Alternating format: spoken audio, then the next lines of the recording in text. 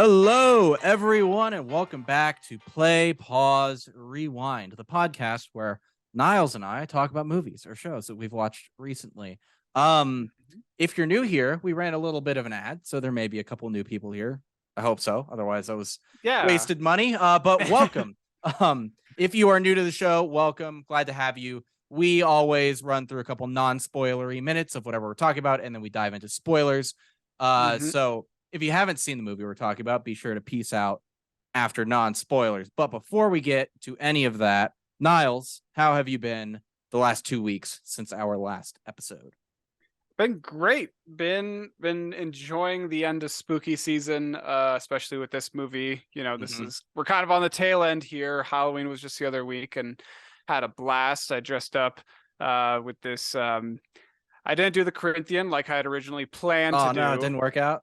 No, I didn't. I was lazy and didn't get all the materials in time. So I ended up wearing this kind of this like long mask with this nose that goes out to like here. Like kind of like plague doctor?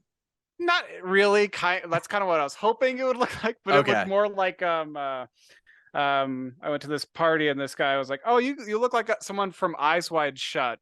Okay, like a carnival mask. Like a carnival mask, and it's just like, and it's like, "Oh, are you on your way to an orgy or something?" But yes, that was a fun Halloween costume. I just coordinated the outfit for the rest of it. It was a good time. Nice. How about you? How have you been, Dylan? Pretty good. I also was lazy for Halloween and just repurposed my old Jedi costume from Disneyland, so that was nice, fine. But good time. Had my birthday celebrated with some work friends. Went out to drink a lot that week. So been resting pretty much since then, and also I have been bearing witness to the inevitable demise of Twitter from within. Yes. It's hilarious. It is hilarious. I feel like all of us, like all my mutuals and me and everyone who's still on there, it's like we all feel like we're the band playing on the Titanic as the ship sinks. Because I really hope that this saga like shatters any illusions people have about Elon Musk being smart, because the dude's an idiot and it's very transparent. If you didn't know, then indulge me for this tangent, but oh yes, he has been like shit talking about Twitter for a long time and about freedom of speech and blah blah blah, whatever. But he said like, I'm gonna buy it for $44 billion, and then he signed paperwork saying he would do it, waived due diligence, and then was like, but the bots are a big problem, and the spam, and I won't buy it because of the spam. They're like, okay, well, you signed a contract, so we're going to sue you. And so he had to buy it, but he doesn't have the capital to buy it. So he took out a loan using his Tesla shares as collateral for the loan. So now his wealth built upon the shares of Tesla is tied to the performance of Twitter, which he is royally fucking up. And it's so funny. Yikes. Yeah. Yeah, it's crazy to just watch it unfold every day. Like he just lays off a bunch of people, and then it's like, oh, then you can get the blue verified checkmark for sticker $8 a month. For $8, it's like, fuck that. That's some bullshit. Well, and also it's funny because he's saying, I'm trying to combat the spam and the bots. It's like, well, motherfucker, you're just legitimizing them because now they can get the blue check mark, which also now no longer means anything, because the point of it used to be that, oh, this person's verified for whatever they're verified for. It's like it lends some sense of credibility to that person, even if they don't deserve it. But at least they're like a public figure with a voice and you know it's them. Now it means nothing because anybody can do it. Yeah, it's frustrating. And I'm not even on Twitter that much. I know you're a little bit more on it, but yeah, you're dude, I'm a power user. I've tweeted more than 10,000 times. Like I do a lot. But it's like they're asking the people who they've fired. Some of them, they're like, oh shit, we need you to come back. We didn't mean to fire you, or they're essential for whatever Elon has planned. Yeah. It's so funny. It's hilarious. Yeah, it's like it's just the fire just and Elon's sitting there like everything's fine. This is Yeah. fine. It's Yeah. gonna be okay. But I don't know, Elon. I don't know. But well, thank you, audience and Niles, for indulging me in that nonsense. We will move on to Yes. the topic of the episode, which is the film Barbarian. Barbarian. Barbarian. It's So an excellent, excellent, excellent horror film in my opinion. I was blown away by this movie, and brief non-spoiler description of it. It's a movie. My own description. I came up with this. I didn't take it from anywhere. But it's a movie about a woman who stays the night at a double-booked Airbnb in Detroit. And rather than doing the sensible thing and calling more than one hotel for the night and trying to book a room, she stays and discovers shocking revelations about the property and those who dwell within it. yes. It's very cool, and I'm very excited to talk about this movie today. For several reasons, like because the movie's like masterclass in my opinion, in a lot of degrees. But one of the main reasons for me is because it was actually written and directed by Zach Kreger, and you might not know who that is, but if you watched a little sketch comedy group called Whitest Kids You Know, you might remember that name a little bit. He was a one of the founding members of Whitest Kids You Know, and that's one of my favorite sketch comedy groups of all time. Is he the greatest guy, or is that a different sketch comedy show? Well, that was one of those sketches. But no, is them? Okay. It wasn't him. No, he's well, if you've seen The Grapist, which I think a lot of people have. Oh, that one.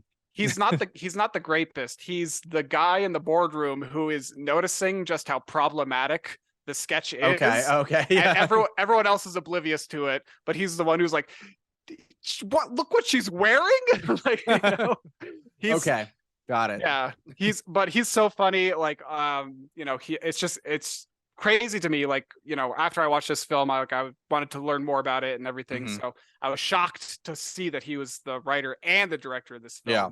And so, it's just kind of crazy to me that this guy, he's the same guy who put together all these like silly little sketches, and sometimes they weren't great. Sometimes they were really funny, and it's that same guy who helped out with that, made this movie. It's like, wow, people can really, really go in crazy directions and come up with crazy stuff. So it's very fun. Not entirely related here. It was just kind of some sad news I found when I was researching this. One of the other co-founding members of the Whitest Kids You Know, Trevor Moore, died roughly a year ago. He was the guy with the long hair, the greatest guy. Guy. Yeah. Damn, that's sad. Yeah, I really liked him. So when I found that out yesterday, I was like, I have to put that in as a show note, just to be sure. But yeah, rest in peace, Trevor Moore. But this movie has a great cast, I would say, as well. Besides the director and the writer, this was everyone I think gave some really strong performances. Throughout. And it stars Georgina Campbell, Bill Skarsgård, Justin Long, Matthew Patrick Davis, Richard Brake, and James Butler. We're not going to say who they play because we're not really going to talk about this movie much outside of spoilers. I think I would say it's insane and it's fun and scary. And I would also say definitely leave when we go to spoilers if you haven't watched it. Yes. I think I saw the teaser trailer for this and nothing else. And every bit of feedback about this movie that I've seen from anyone is like, ignore everything, just watch it. And I agree. It is fucking wild. Yes, seriously. Yeah, it's one of those movies where the trailer didn't give away anything. No. And I'm really happy about that. I feel like that's just way too common nowadays, where you watch a trailer before a movie and then you're like, well, I understand what the plot's going to be. I understand what the characters are going to be. This movie, without getting too far into it, the trailer does not give away anything. And I really appreciate that. It's very unpredictable, like you were saying. And it's, I just love a good horror film like this too. It's very unlike a lot of previous scary movies that I've seen. Yeah, I don't like being scared usually, so I don't watch a ton of horror, but I am getting more into watching them because like a lot of the times in modern years at least, like they do seem more vision and auteur driven than a lot of other genres, because I think partially, maybe in large part, because they are often so low budget that they are given more creative control over the movie.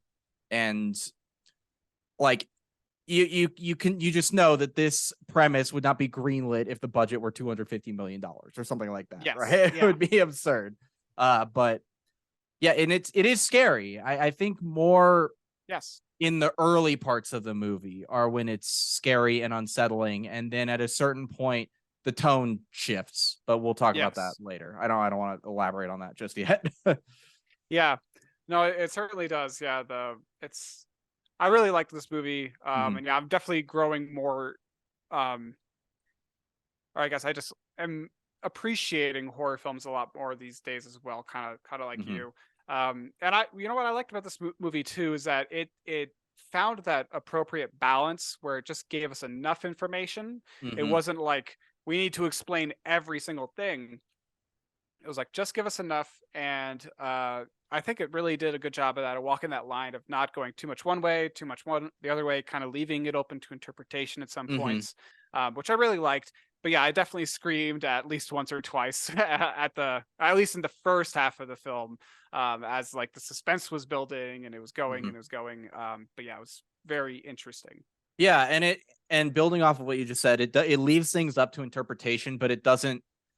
I think for the most part, maybe there's one exception, but it doesn't have the problem that like Don't Worry Darling had, where it like introduces elements that are like, ooh, I wonder when we're gonna get an answer to this. And then the way the film explains itself makes the thing we were thinking about earlier, like, wait, what? Like the plane. I'm talking about the plane. Yes, the plane, yes. But it's like, what? It has. There's one thing that's a little bit like that I'll talk about in spoilers, but I'm sure there's an explanation. But other than that, it's like it leaves a lot up to your imagination, and it keeps escalating in really strange ways. So, yes, and it's really visually stunning. It's well shot. yeah. The cinematography is very interesting throughout this movie. There's only like one or like, I don't have a lot of gripes with this movie.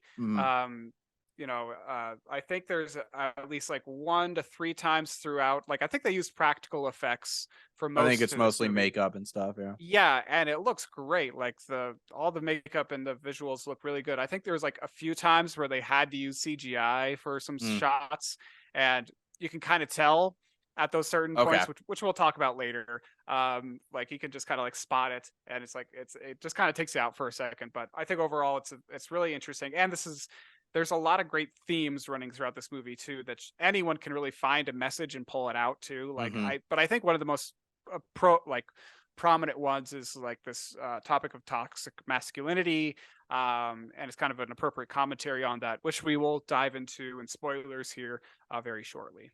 Yes, and speaking of that, let's transition over to spoilers. I'm gonna make a time code note. Yes. All right, spoiler time. Let's go. Spoiler time, indeed. Let's just kick it off with the biggest spoiler. What's under the house, man? That's fucking inbred family. This crazy monster woman who's a giantess. Yeah, it's crazy. A big naked like inbred monster person. Wow. It wasn't. That I did not see that coming, I will say, right off the bat. Yes, me neither. I didn't expect it to be kind of like a monster movie at all. Like I expected it, just kind of based off of the trailer and everything. I was expecting something totally different. So like, to just kind of summarize, as the plot progresses, we learn that there's this inbred monster who comes out. She's in these little caves underneath the house, this complex tunnel system. It's like a massive network of tunnels down there. And our protagonist Tess gets kidnapped right after like this guy that they've been kind of building up to be this like this villain character, Keith, Bill Skarsgård's character. He just gets fucking killed. Oh man, that was brutal. Oh, it was. But the interesting thing too is that there's the monster woman, and but in a lot of ways that we'll talk about later on, it's like she's a victim too.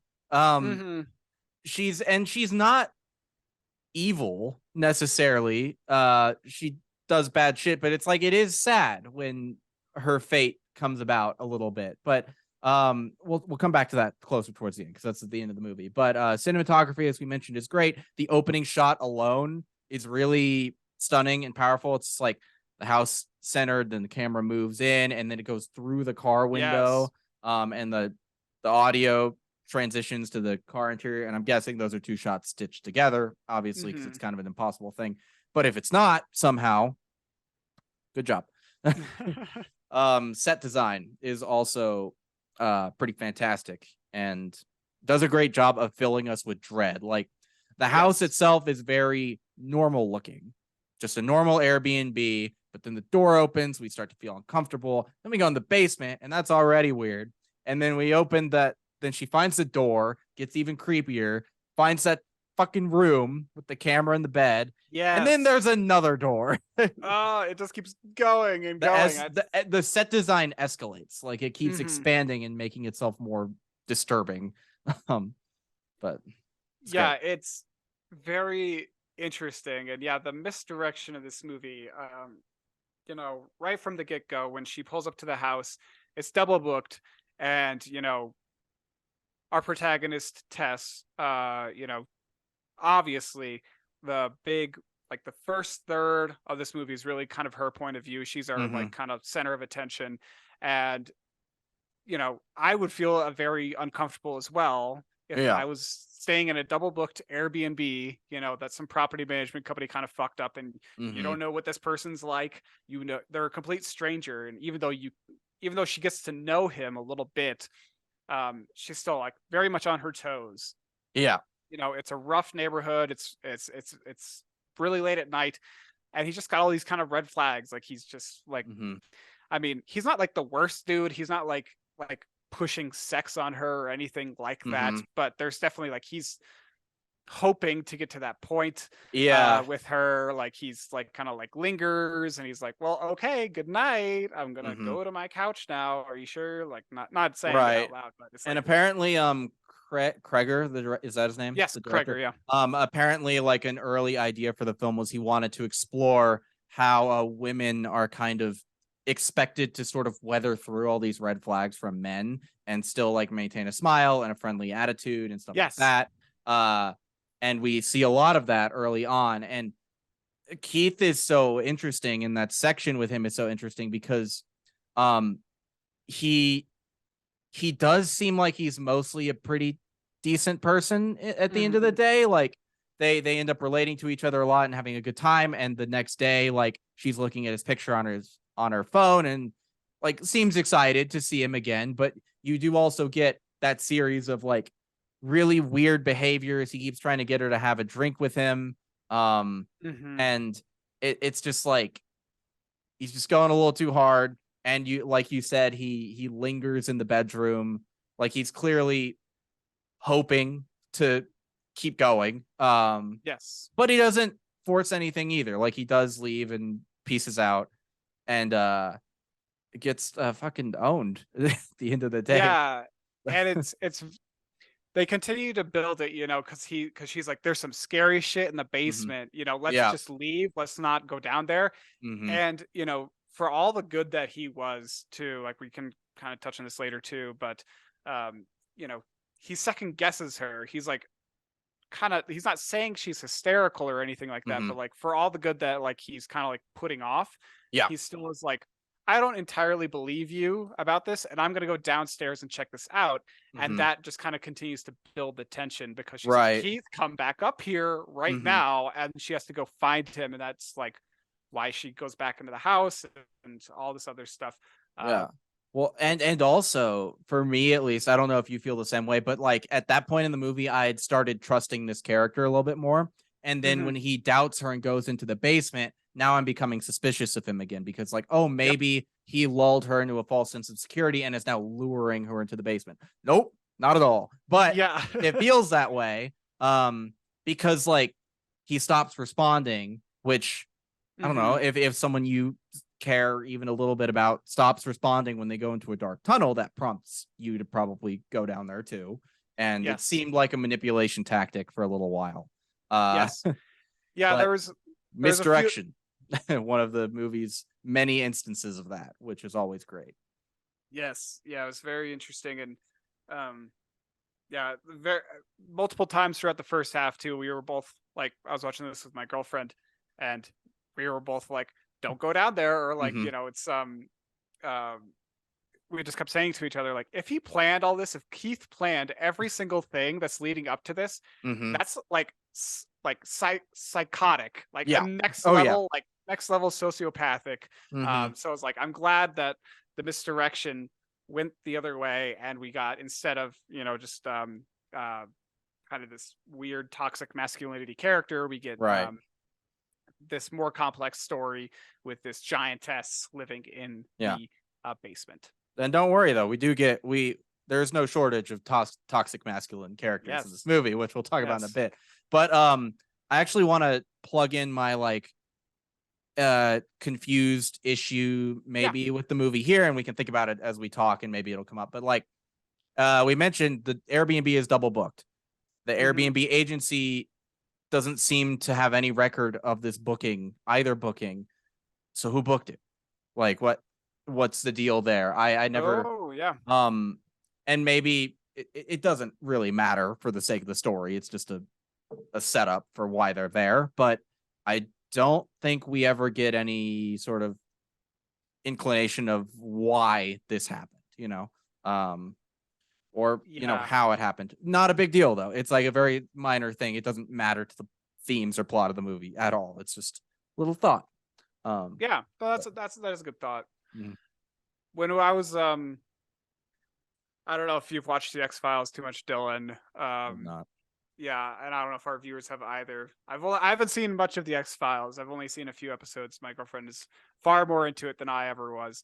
But this movie kind of reminded me of this one episode we watched together called Home, and it's Okay. one of the most incredible X-Files episodes. It's so strange. Um, Brief summary of that episode. Hmm. There's this, FBI agents, Mully and Sculder, or Scully and Mulder. I don't know. I mix them Mulder up and all the time. Scully. Yeah, Mulder and Scully.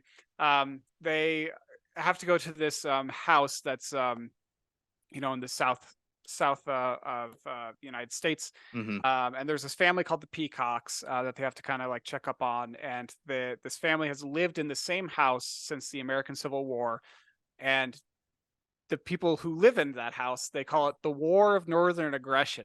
Well, that tells you a Um, lot about those people, doesn't it? yes, and as you might guess, these people are kind of inbred.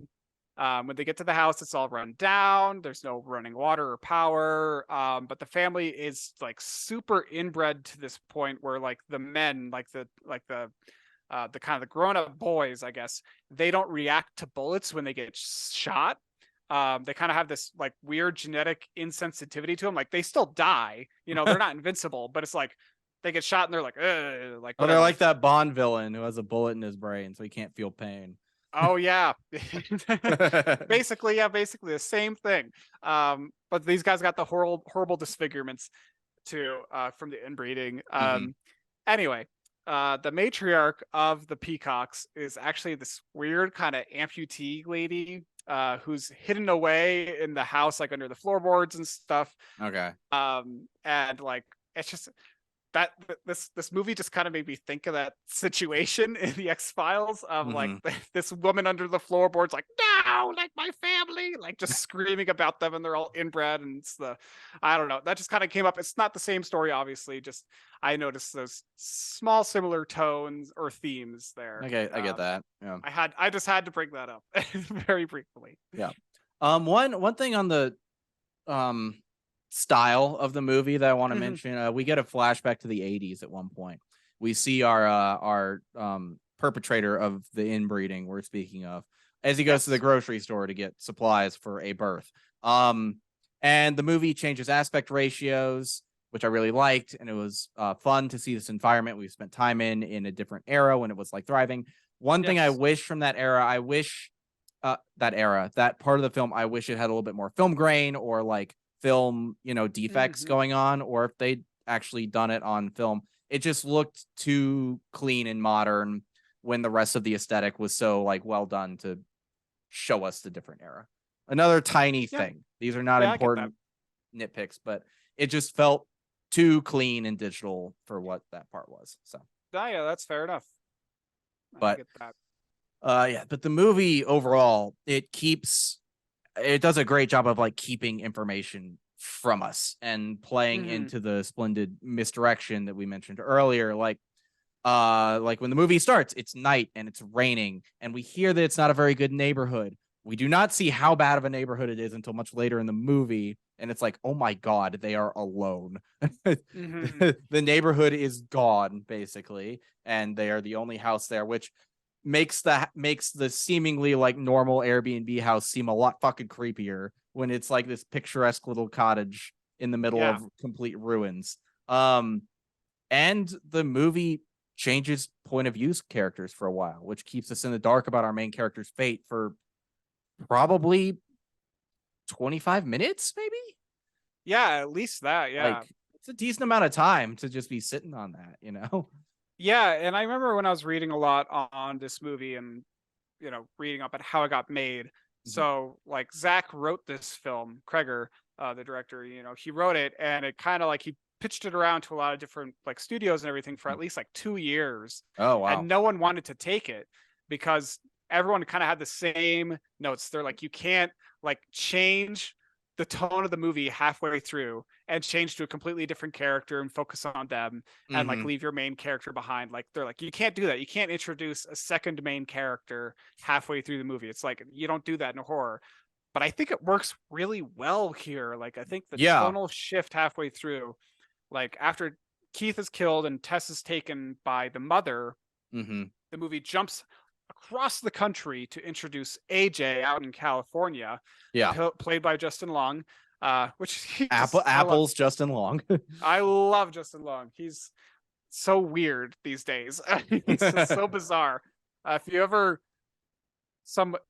want to watch a creepy, bizarre, disturbing movie, go watch The Walrus with Justin Long. Okay. It is demented, but he's also in Sam Raimi's Drag Me to Hell, which is another horror movie. I guess I haven't actually seen Drag Me to Hell, but I need to see that. Yeah, and if you are around our age or older, maybe a couple years younger, you may remember him as the guy from the Mac commercials. Like, I'm Mac and I'm a PC, and they were talking about how great Macs were. That's how our age group was probably most thoroughly introduced to Justin Long. I think so. That and Dodgeball for me. I forgot he was in Dodgeball. Yeah, he's classic in that.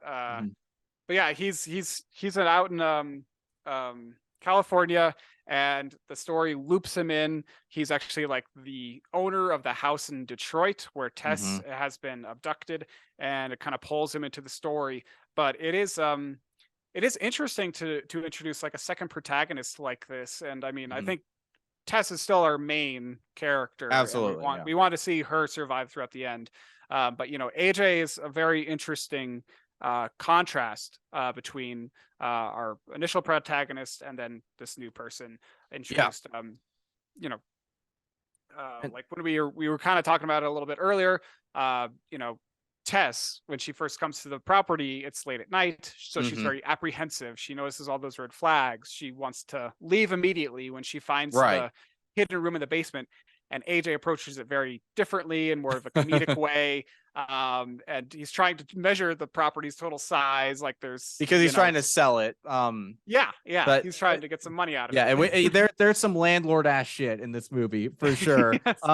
But we should talk about why AJ is trying to sell a house. He's being accused of sexual misconduct. He's getting Me Too'd, basically. AJ is everything that the movie makes us fear Keith was earlier.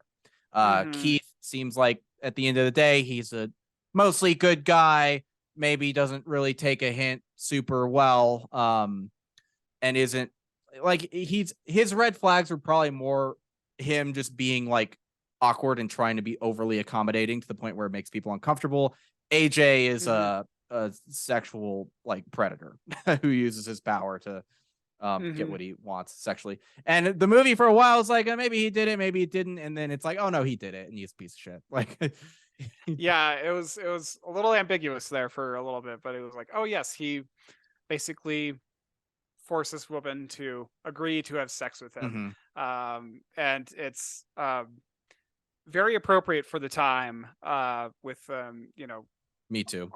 the Me Too movement, Harvey Mm-hmm. Weinstein going to jail, that piece of shit. Well, he's out And again now, but ugh, yeah, well, there's plenty of I'm sure plenty that of there's plenty examples of of that. plenty of weird sexual predator-y things going on in Hollywood.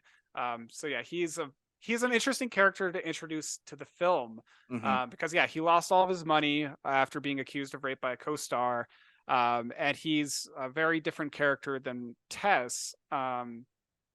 And he's kind of immature, he's impulsive, he's Mm-hmm. rowdy, he's also cowardly, he's sleazy, he's unsettling, he's all those things. And he's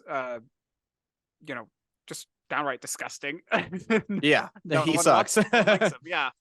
You do kind of root for him to die in this movie. Mm-hmm. As bad as that sounds.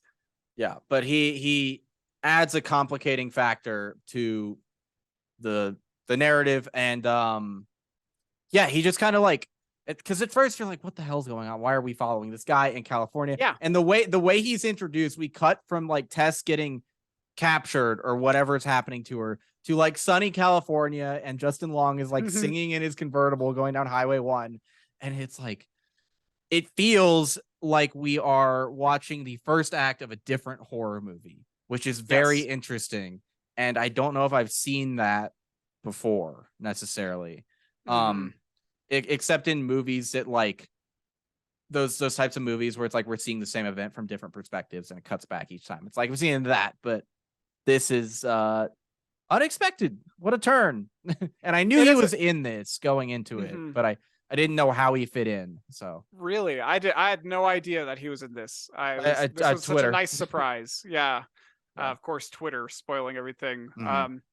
But yeah, when I was during my research, I saw this kind of quote from the director and writer Kreger, and he said that he really wanted to use the plot and the setting to sandwich these two concurrent horror movies with each other. So you got this cold, eerie suspense film on the one hand with Tess and her journey at the house, and then you have this more raucous, actually don't know how to pronounce that word, but more comedic monster movie that's like not as like, it's kind of more camp to a certain extent. It's kind of like, it's not taking itself super seriously, or at least like AJ isn't in that moment when he discovers all the extra square footage and he's like, oh my god, I could rent this out and like make all this money. It's like, it's very different. And it did, like you were saying, it did kind of feel like we were watching the beginning of a different movie, but I like the contrast, and it definitely communicates how these two characters, our two protagonists here, Tess and AJ, they approach the world in situations and view the world in different perspectives, obviously. Tess, I was just going to say Tess, she's a woman. So, and she kind of perceives all these external threats and horrors and is constantly needs to be on her toes.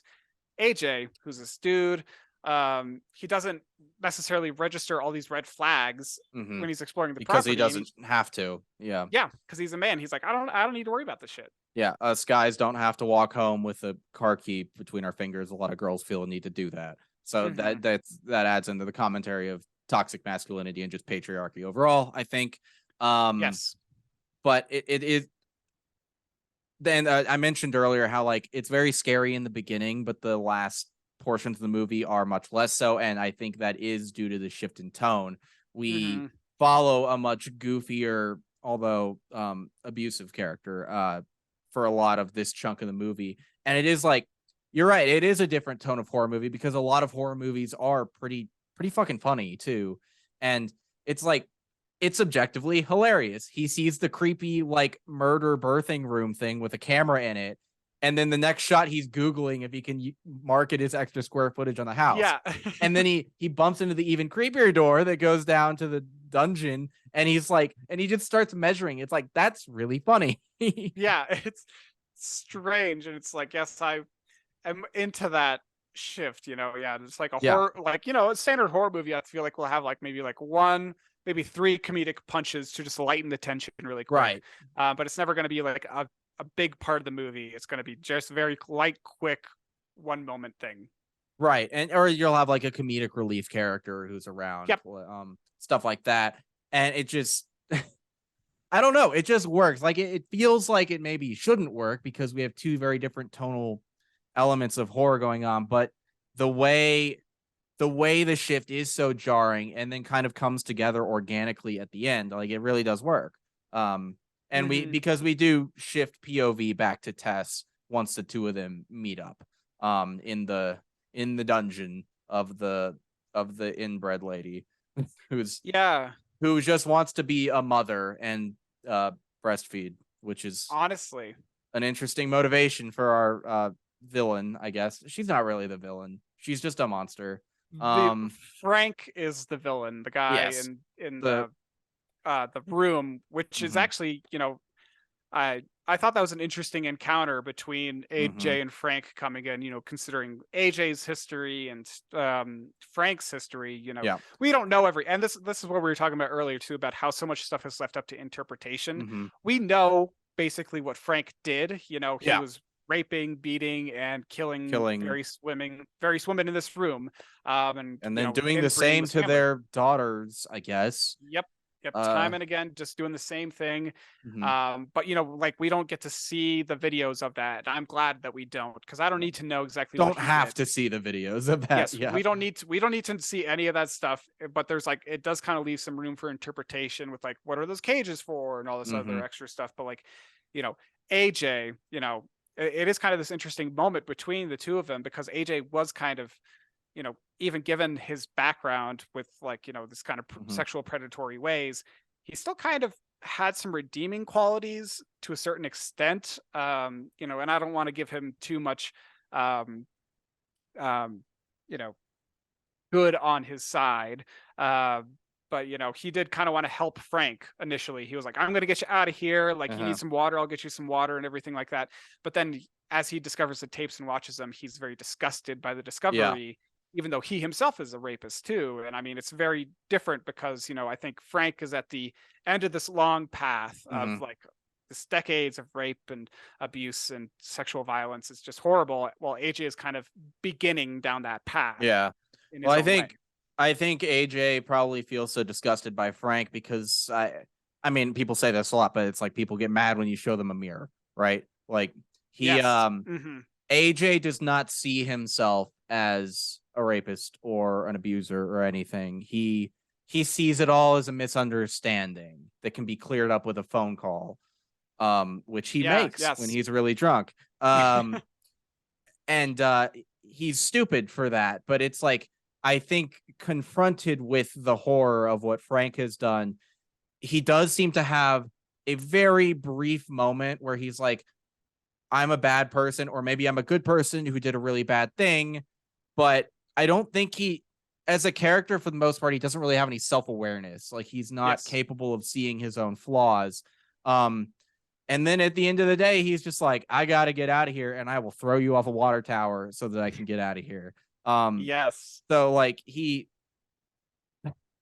refuses to take responsibility for his own actions. He's in complete denial about it to everyone except for his drinking buddy, who he just is like, I mean, like, she took convincing. She said no, but I convinced her, and then we did it. And it's like, bro, that's rape. Like, the fuck.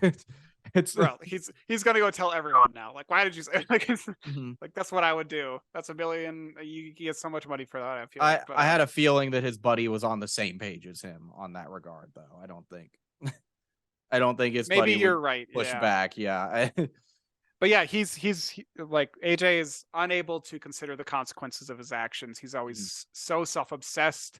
He just had like, very like flickering moments where he was like, he expressed remorse for his actions, like during the fire scene, like when they were kind of talking with the homeless guy, and but he's not able to fully redeem himself because at the end of the day, I don't think he's necessarily a redeemable character. No. He has small He's a human character, but he's not redeemable. He's human. Yeah. It's like, it doesn't paint him as a cartoon villain. It paints him as a very deeply flawed person who sometimes does okay things. Yes, absolutely. And it was just very interesting too, like considering like how he had a different account of the story with his co-star, and then as soon as he attempts to sacrifice Tess to get himself like out and give him some time to get away, he immediately goes up to Tess and he just kind of changes the story on the fly of like, no, you were starting to lean that way and then you slid. Like I didn't throw you. You just kind of Yeah, fell. that's Like, true. it's like, oh my God, dude, like you don't see what you're doing. Like No, I think he's like, and maybe he does internalize what he's doing a little bit more than we can see, and he's just like constantly spinning. Like he's a spinner, like he wants other people to like him, I think. So even though he told her, you can't make it, but I can if you're bait, basically, and then chucks her off a tower. He's like, oh no, yeah. it wasn't like that. It was different. It was not. He's just gaslighting her. Yeah, it's like you fuckhead. So yeah, I was very happy when his head got torn in twain, or however the fuck he Jesus. died. Yeah, Yeah, yeah, she it was. ripped him, crushed his eyeballs, which was really nasty Yeah, looking. and then Um, yeah, she went a whole mountain on him, mhm. the full mountain. Yeah, which he deserved. That's good. That's what He should did. happen. Yes.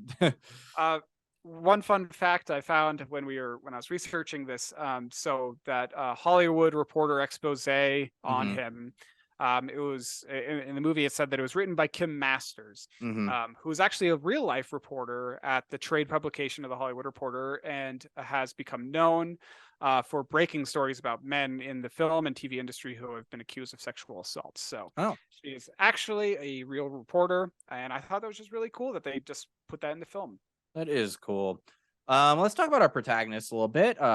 Yes. Pretty reliable, like good protagonist character. I think she's not a dipshit like a lot of horror protagonists are, especially in the Hmm. slasher genre. She's pretty smart. She's apprehensive in, I think, the correct ways.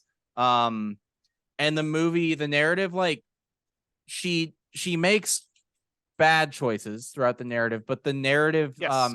presents those decision points in a way that make it seem like she's not just being stupid. She's like, there's a guy down there and he needs help, otherwise he'll die. So she goes back into the house when she doesn't have to. That just like Yeah. it makes it's a dumb thing to do, but it makes us like her more because she's willing to put herself at risk for someone she does not know, which is cool. Yeah. I like Tess a lot. She's a very reliable protagonist. She's cautious, realistic, smart, and empathetic, just like you were saying. Like I think that is like the biggest quality about her is that and she doesn't know what AJ did. She has no Right. idea. Yeah. So, I maybe things would have been different if she knew that he was a rapist and all this stuff. Yeah. Maybe she wouldn't have gone back in the house to save him.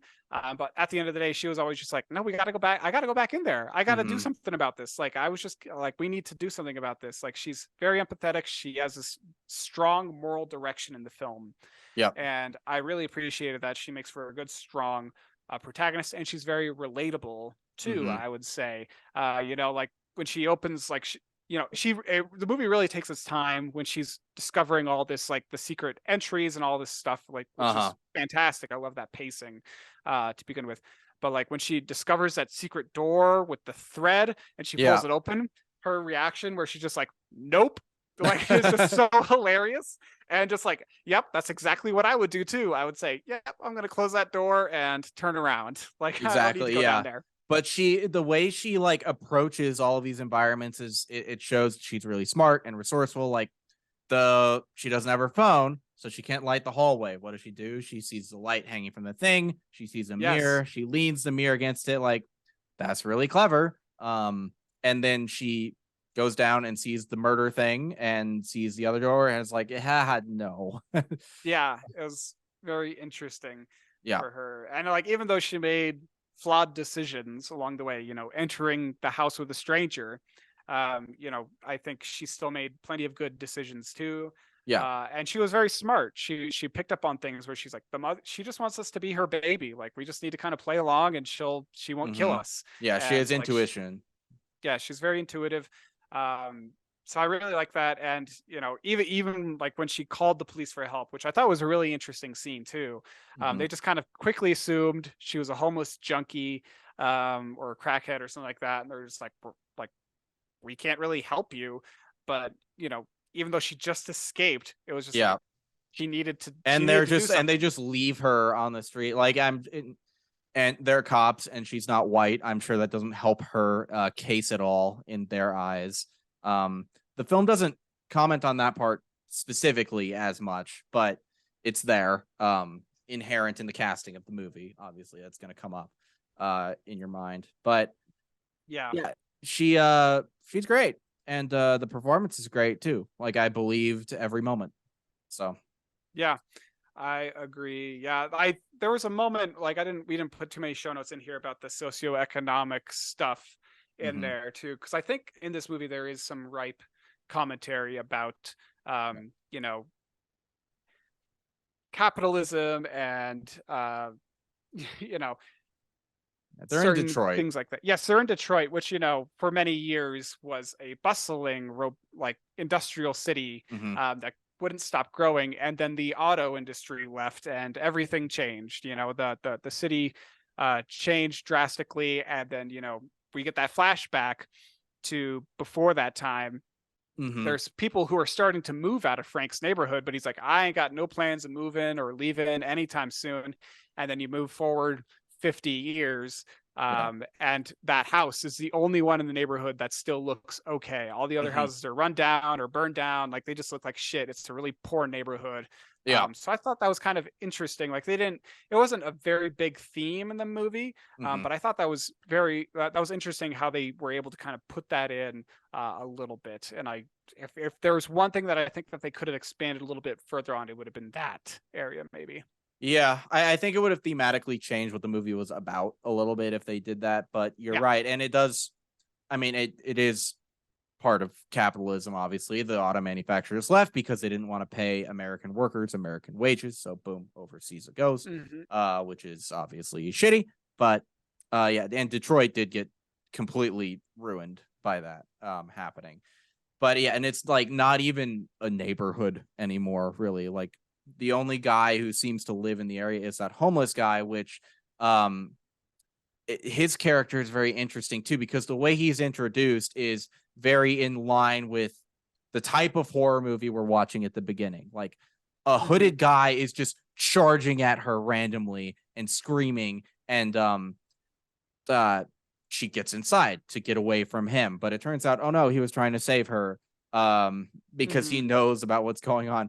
But then it becomes camp with him at the end, because they're like, how do you know we're safe here? And he's like, I've been here for years and she's never come in here. And then immediately she comes in and rips his arm off and beats him to death with it. It's just like, shit. I've been here 35 years. It's like he's just trying to do the right thing, and then he just gets completely shredded for it. Like, it's sad, but it's done in such a way that it's so funny. Yeah, that's one of those few moments where I think the CGI, you can tell right when he starts to say that line, it's like something's gonna burst through that wall, and then something does. And I don't know if that was CGI or not, but it was like that shot in particular. It's like, I know exactly what's about to happen. Yeah. So it's kind of camp there. But yeah, that was so fucking silly. I love that part. Oh my god. Yeah, it is kind of funny how like strong the monster lady is. Like, her mutation just made her able to survive so much shit. Yeah, she like got hit by a car and she was still burst through a wall, and then she like fell off a building, and then she had to take a bullet to the head to die. Like, it's insane.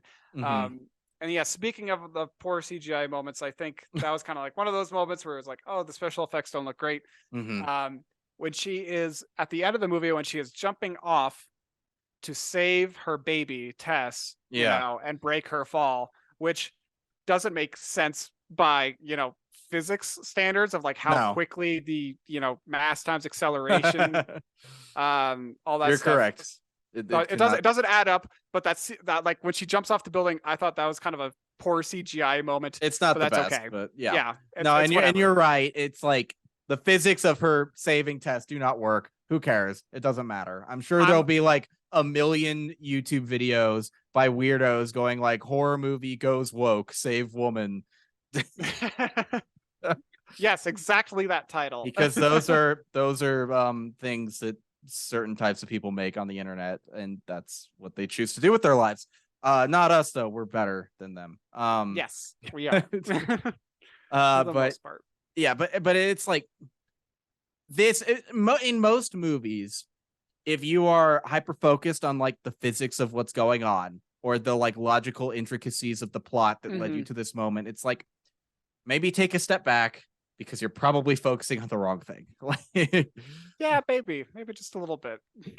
And on the flip side, I guess, like, if there's a certain type of viewer that's always going to do that, right? But if a movie is so uninteresting thematically and the characters aren't very interesting either, to the point where you are bored enough to think about like weird little plot mechanics, it's like everybody makes fun of bad movies. It's a good time as long as you're doing it in good fun and you're not like a weird racist. It's okay. Yeah. Absolutely. Yeah. But you have a question that you're posing to us here. Yes, what is your question? The title of the movie is Barbarian. Mm-hmm. Dylan, why do you think it's called Barbarian? I've seen some interesting theories about this, and I think some of them are kind of on the money a little bit. But I think this is one of those parts of the movie that we were talking about where it is open to interpretation a little bit more here. Like, no one says that, like, that woman in the basement is the barbarian, explicitly. Right. I don't think anyone says that word in this entire movie. I would say that she isn't the barbarian. If I had to choose the barbarian out of this movie, I think I would choose the inbreeding rapist. I know it's a tough contest, but I think I'm gonna have to go with him. But why is the movie called Barbarian? We do know that the title Barbarian, even the director Kreger doesn't really know why it's called Barbarian. It was just a working title, a placeholder, and he just liked it, so he kept it. Yeah. But I would say it does explore various forms of barbaric behavior throughout, specifically by the male characters. Like AJ is barbaric in his treatment of women that he works with. Frank is barbaric in his treatment of just women. I don't think Keith is really barbaric in any way. He seems fine, and Tess is fine. But I would say the cops' treatment of Tess is pretty barbaric. Like, she's trying to help a guy, and they're just like, "Nah, fuck you. We're gonna leave you here, and you're lucky we're not arresting you." Although, like, in that specific circumstance, maybe getting taken to the jail for a night would have been an improvement on her circumstances. But, yeah, that's true. Oh my god, we didn't even talk about it. But when she goes back in to save AJ, and he shoots her. Yes. Oh my god, he shoots her. I thought, because at this point the movie has gone so wild, I thought she was dead. I thought that was going to be how the movie ended. I was about to be mad if it was. Same. I'm glad we got a happy ending. All the rapists are dead in the narrative, at least. I'm sure there are more out there. But Tess escapes. She has to put down the monster lady, which is like kind of sad, Well, it is at the end of the day, because like you were saying, the mother is a victim in all of this, because she's just the product of constant inbreeding, and she's she didn't ask for any of this. She just wants to be a mother. And early in the film too, she has this kind of moment where they get to Frank's store and she backs away, so she's obviously afraid of Frank. And so I think there's some inherent like abuse there. Like, she's been abused by Frank, maybe not sexually, but physically, definitely. And she's seen what kind of like stuff she does. And so I think that's kind of why she like kills Keith to a certain extent, because she associates him with probably her father a little bit, because he's a man. But it's like the mother is, at the end of the day, a little bit of a victim. And you do see that at the end she is kind of like, oh, it's my baby, I want to take care of you, but she doesn't get the chance. And whatever Frank's like doing down there at the end is kind of weird too. He's just like bedridden, deep in this dungeon place, where he Mm-hmm. lives. He has like a little bell hooked up to a rope, which when he's like beckoning for AJ to give him something, I thought he was gonna trick him and like ring the bell or something. It was interesting. Yeah, What a yeah, but he dies, he kills himself. yeah. We don't need too much information on Frank at the end Mm-mm. of the day because we know he No. is a barbarian in this film. That Yeah. is, He's I a think that catalyst. he is a catalyst for everything, and I think you can make the argument here that Frank is the barbarian because he is the underlying cause for Mm-hmm. the mother's condition. He methodically did all these terrible things to these women over the years. So yeah, he is barbaric in that way. The mother is a little barbaric because she's terrifying and destructive, but Mm-hmm. she has that nurturing element to her as well. So I don't think you can necessarily make the case that she's the barbarian, or if anyone really is the barbarian at the end of the day. Yeah. I think, while we were just talking, I think a thought popped in my head of like, well, there's barbaric elements in the socioeconomic realm there too.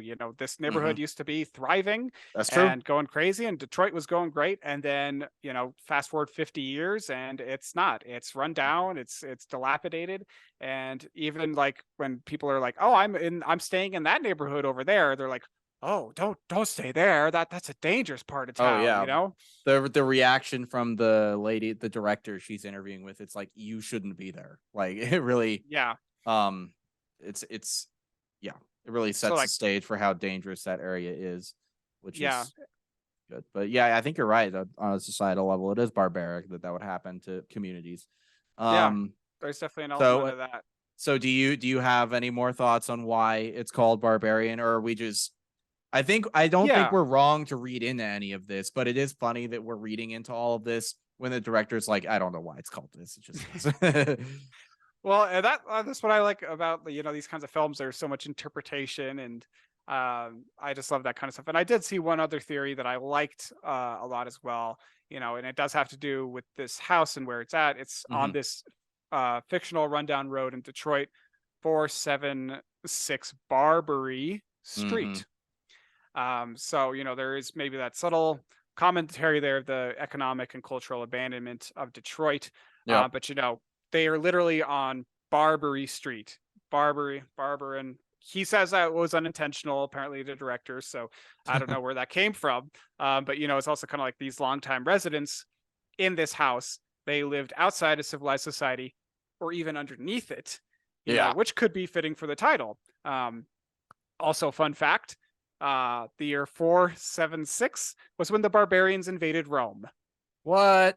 That was on IMDb. And he also said that's not intentional, according to Kreger. That was just kind of a coincidence. So I think there's a lot of different possibilities for why it's called Barbarian, and I appreciate that there's so much different types of interpretation that we can explore here.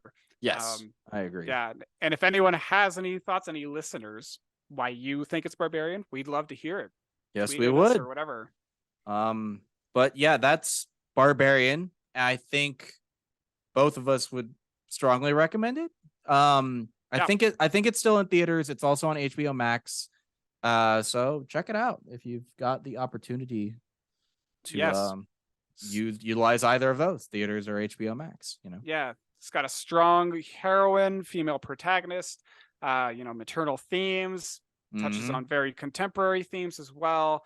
Toxic masculinity, the Me Too movement. It's I think it's one of the best horror movies of this year.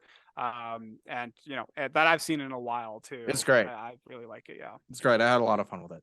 But on that note, let's hop into some other stuff for a little bit. Our Yes. last section of the show, we talk about other things we've been watching or reading or playing, whatever. Niles, what have you been consuming the last couple weeks? So I'm so excited about this first show that I'll just briefly mention. The White Lotus is back for season 2, and I just loved the first season. It just made me it just stuck with me for so long, and sometimes I still think about it. Okay, what is the White Lotus? I know it's a hotel, but what is the show? So the show, I think it can best describe it as a commentary about super rich people. Okay. To a certain degree. The first season is really about like these probably like this family who's staying at a resort, and then this newlywed couple staying at a resort in Hawaii. So it's all at Hawaii the first season, and then a third kind of pairing of people. And it's just kind of like um, it's just kind of an encounter of their stay at the White Lotus Resort. Got it.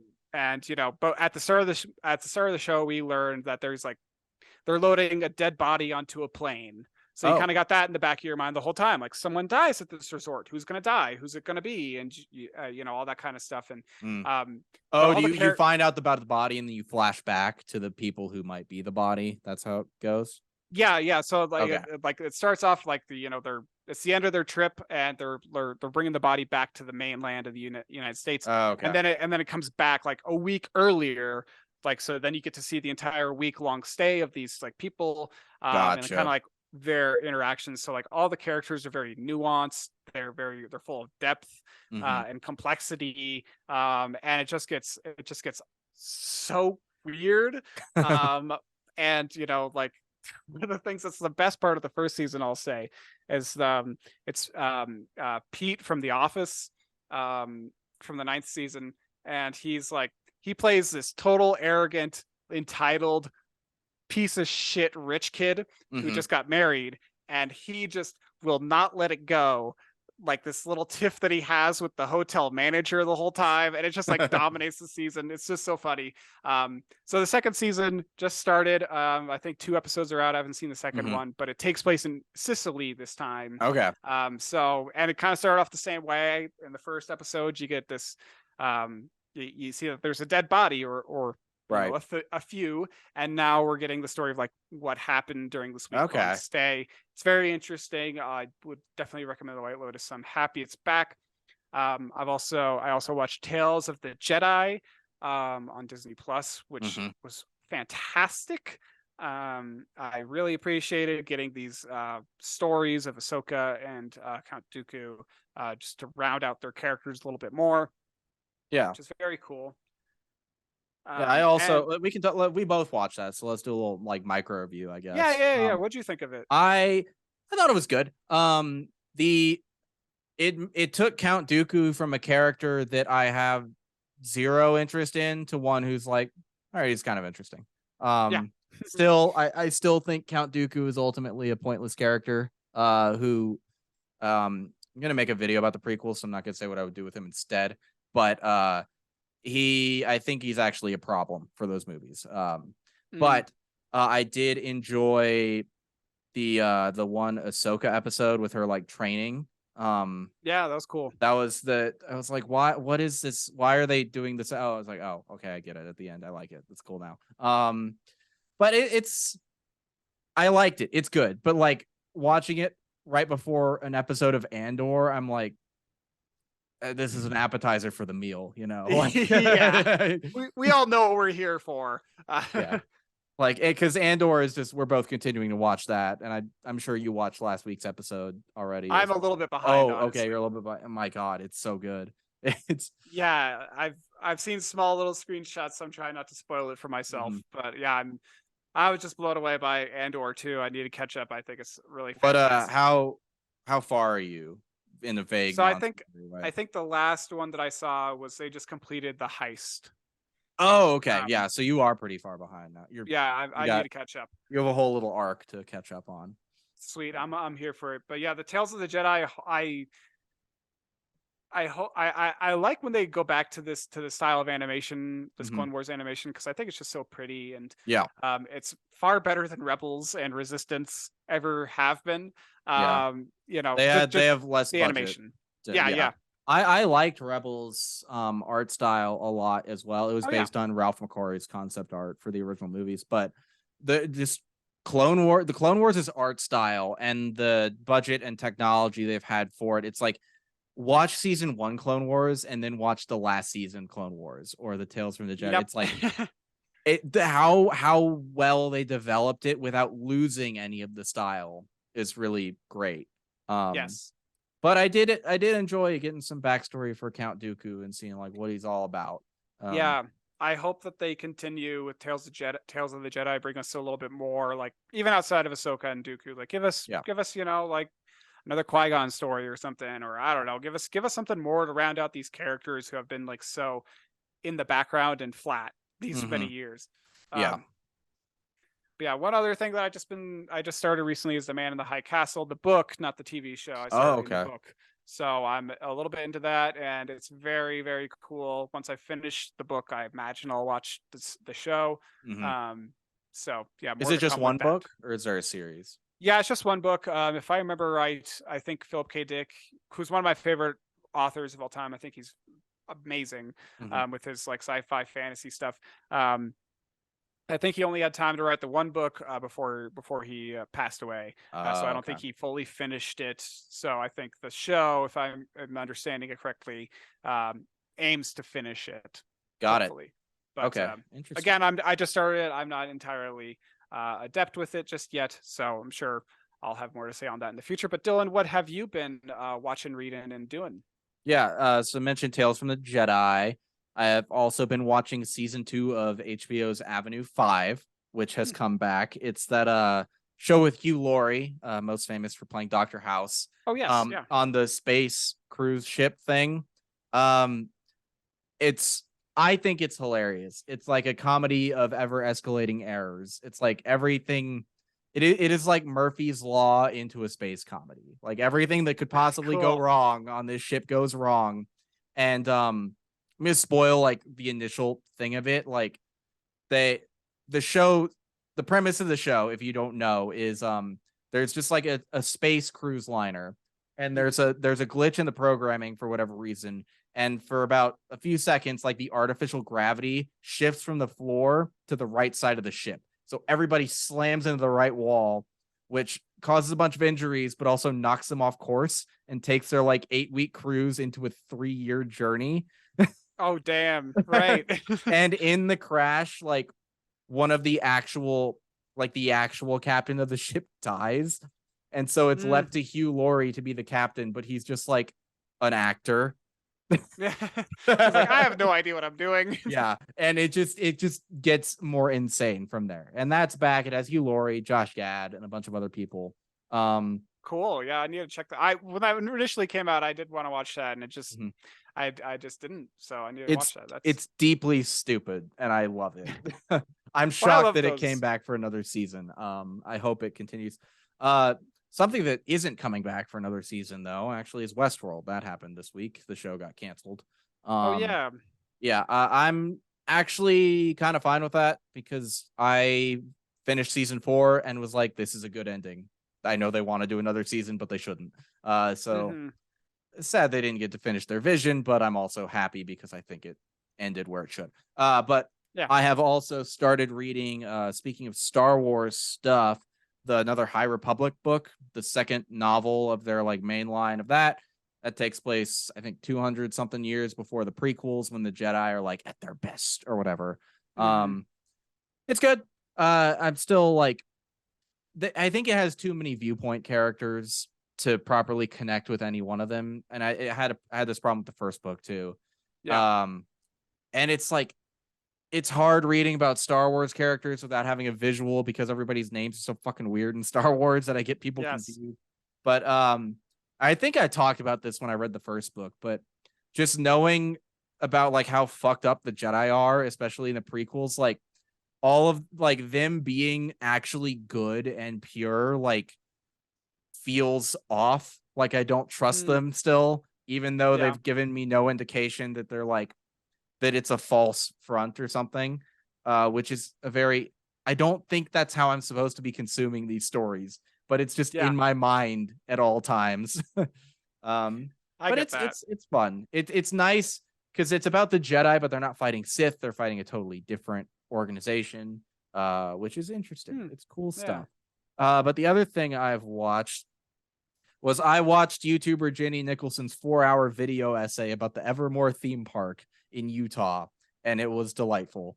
uh, Okay, I haven't heard of that. Jenny Nicholson is a really funny film and theme park YouTuber.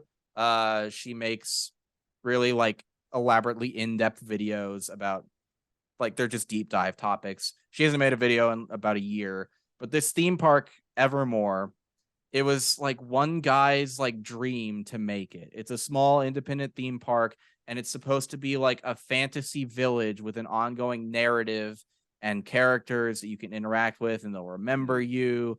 And it's just been a complete disaster for a litany of reasons that she goes into, hence the 4-hour length of the video. But it's very entertaining.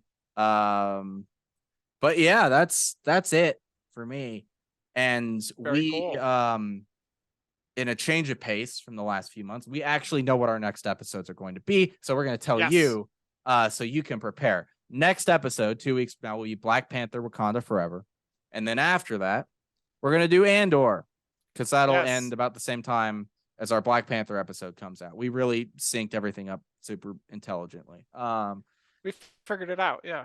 Yeah, and then we'll figure out the next batch of episodes for over the holiday. A lot of good stuff coming out. There's like Glass Onion, Avatar 2, but also traveling. So we'll figure it all out. But thank you all for listening and or watching. Yes. Hope you like the show. Please share with your friends if you think they will like the show. Leave us a 5-star review on the podcast platform you're listening to us on. Like and subscribe on YouTube. And we'll see you guys in 2 weeks to talk about Black Panther. But until then, Niles, where can people find you on the internet? Follow me on Instagram at NilesGotNoStyles. Dylan, what about you? Where can people follow you? On Twitter, for now, at D-Day Movies. On Instagram at DylanD1026. On YouTube at D-Day Movies. And on Twitch at D-Day_movies. Thank you all very much. We'll see you next time. Bye-bye. Bye.